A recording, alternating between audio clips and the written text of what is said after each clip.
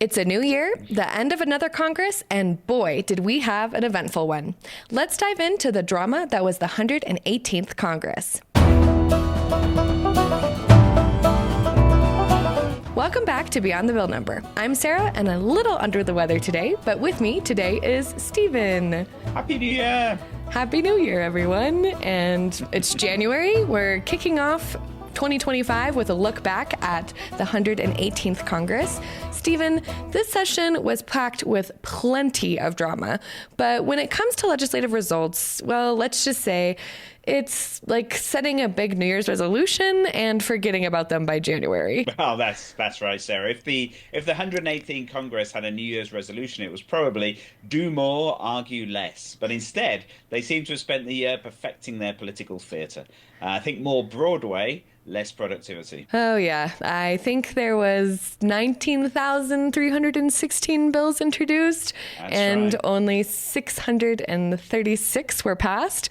That's a success rate of just 3.3%. And a lot of this is ceremonial stuff, which is a lot like everything here. And do we think that 2025 is going to kick off to a better tone? Well, yeah, so it's a new year. Everything's fresh, everything's starting again. And you would hope that perhaps this year there'd be less political theatre, perhaps more sensible policy making, but it certainly doesn't seem that way, does it? It really doesn't. I think, what are we, 10 days into the year when we're recording this? And I think there's been at least 100 crazy news stories so far. There really has. Over here in Britain, the big news story is all about Elon Musk and his attempts to interfere in our political process by supporting sort of far-right neo-Nazi criminals and saying that they should be released from prison, and that our Prime Minister and several of their ministers should be put in prison for stuff that happened about 20 years ago. So yeah, it's all fun and games. I know we're kicking off the year strong. Trump is getting inaugurated here soon. He was certified. We didn't have another insurrection, but we are having tons of drama with him. I think the U.S. and Canada are fighting. We are renaming the Gulf of Mexico the Gulf of America.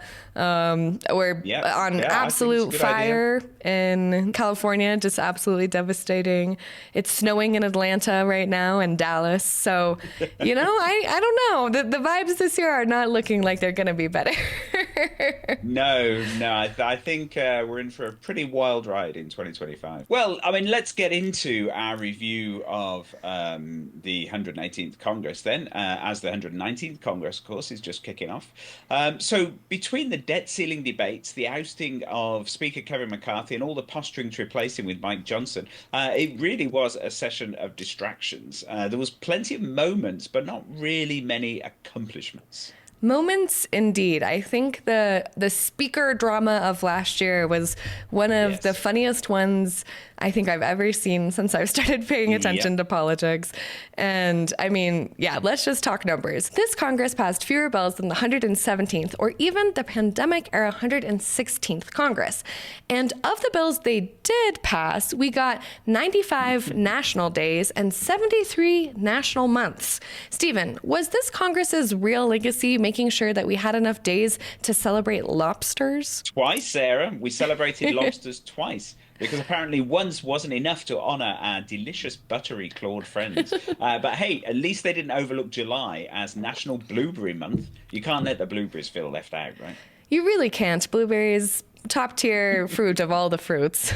And I'm still not sure how we ended up with 73 national months. It's surely in 2 years. That's only 24 months. So where did the other months go? Well, and then there were 30 bills about renaming post offices. I mean, sure, it's nice to honor our local heroes, but Stephen, is this really the best use of Congress's time? Well, I mean, it depends who you ask, Sarah. If you're the mayor of small town USA, probably yes. If you're waiting on action for healthcare reform, climate change, housing policy, probably not so much. Fair point, fair point. But let's not ignore the substantive bills that did pass.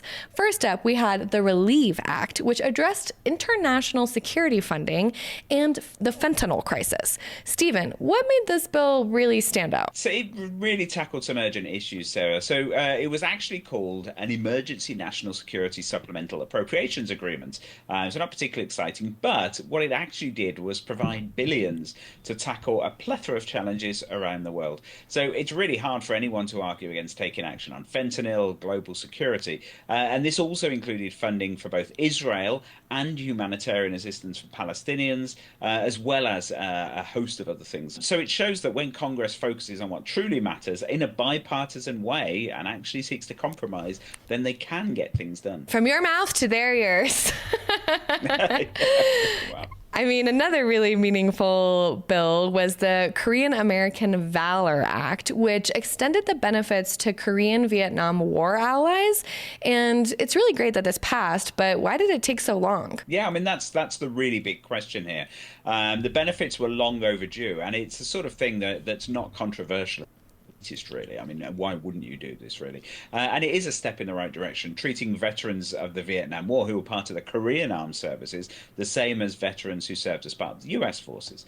But the delay just shows how slow Congress can be to address even obvious issues like this. Yeah, and then we also had the Federal Disaster Tax Relief Act of 2023, which provided tax relief to disaster victims, including those affected by the East Palestine derailment.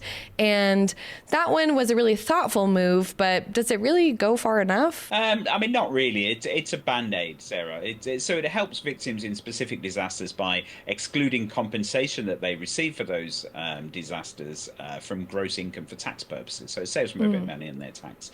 It's important, but it doesn't really tackle the broader issues like disaster preparedness. So let's see if we can actually prevent some of the damage that's caused by these disasters. Or, of course, the infrastructure reform that's also needed. Yeah, I think we'll be talking more about things like this with everything that's happening in California right now as well. Oh, yes. Yeah. So then another bill that did aim big was the Securing Growth, Robust Leadership in American Aviation Act. And Stephen, this one focused on modernizing air traffic systems and improving aviation safety. But does this feel like Congress was really thinking ahead, or what's going on with this one? Yeah, I mean, it does actually. It's a rare example of sort of forward-thinking legislation. So it addresses consumer protections, competitiveness, infrastructure, all crucial for keeping aviation systems running smoothly. Well, that's pretty cool. And we also had a big crowd pleaser of the session, which was the joint resolution to officially end the COVID-19 national emergency. It was the most read federal bill on Bill Track 50 this year. So what does that tell us, Stephen? Well, I think it shows people were ready to move on. So after years of uncertainty, this bill really symbolized a return to normalcy, though I'm not sure the word normal really applies to the political system at the moment. But perhaps people were just harking after a return to normalcy anyway. So it's no surprise that it resonated with so many, even though obviously it wasn't a particularly interesting bill in and of itself, because it was literally just saying this is the end of the emergency. Yes, and, you know, as somebody that's gotten COVID twice this year, I don't understand how it's over, but here we go. We're back to normal. Yep, it's just out there now, isn't it? Yeah. So, I mean, looking back at the 118th Congress, what is our big takeaway? Well, honestly, so it was a bit of a mixed bag. There was a handful of substantive wins, but far too much time was spent on this ceremonial legislation and obviously the political drama and wrangling and infighting, really, particularly among the sort of Republican majority in the House. I mean, it's a reminder that Congress really needs to prioritize what truly matters to the American people if they're going to actually do the job that they're elected to do. I do feel like this kind of behavior and everything that's going on is more of even a symptom of the society that we're living in now, and the internet and virality, and people are kind of not necessarily after doing what they're doing. There's always kind of some kind of weird contorty side approach of trying to have a viral moment, trying to get on the talk shows, thinking about the books that they'll write after they're not in Congress anymore, or all of these other things. And it is pretty crazy to see how, 3.3% of bills, like that is so crazy that, we're paying people tons of money to try to help us move our society forward. And, at least the blueberries aren't left behind. It is. And it is worth noting that this doesn't happen in other countries. There's obviously sort of political problems, and there's conflict, and there's polarization among politics. But I can't think of any other sort of country. I mean, maybe people can suggest some, but I can't think of any other country where in 2 years they will actually only pass like 3% of the bills they're intending to pass in any other legislature in the world. It's pretty unique to the American system, and it's not a good thing. It's not a good thing because there's a lot of things that need to be done, and Congress needs to be doing it. They need to be passing those bills. Right. And I feel like, part of the question is begged of, are they just proposing too many bills and there's no way that they could get through all of them because they are doing things for show? Or is it that there's too much infighting and the only things that they can agree upon is that we all like lobster? Like... Yeah, it's true. It is the polarization. The American system is designed to force the different parties and different views to actually work together, which is obviously very laudable, and it's a great thing because it doesn't happen elsewhere. But when those politicians can't get together and they can't find common ground, then everything just grinds to a halt. And it's been the story for a long time now, hasn't it? I mean, it's been, a decade or more since Congress has actually been able to function properly. So I really don't know what the solution is. Because the only solution is to change the rules, is to change things. But to do that, they need to agree. So it's a catch-22. If they could agree enough to actually change the way things work, then they wouldn't need to change them. Right, exactly. Well, as we kick off 2025, let's hope that this 119th Congress sets maybe some better resolutions and sticks to them. Yep, agreed. So here's to a year of fewer theatrics and more meaningful action. Remember, Republicans control both chambers of Congress this time round, albeit with razor-thin margins, and the presidency. So there's no excuse for inaction, particularly over the next 2 years. Yes, we'll see what this has in store for us. Well, thank you all so much for joining us on Beyond the Bill Number. Don't forget to subscribe, share your thoughts on the 118th Congress, and again, Happy New Year, everyone. Yep, Happy New Year. And remember, it's never too late for Congress, or in fact, any of us, to turn things around. So see you next time.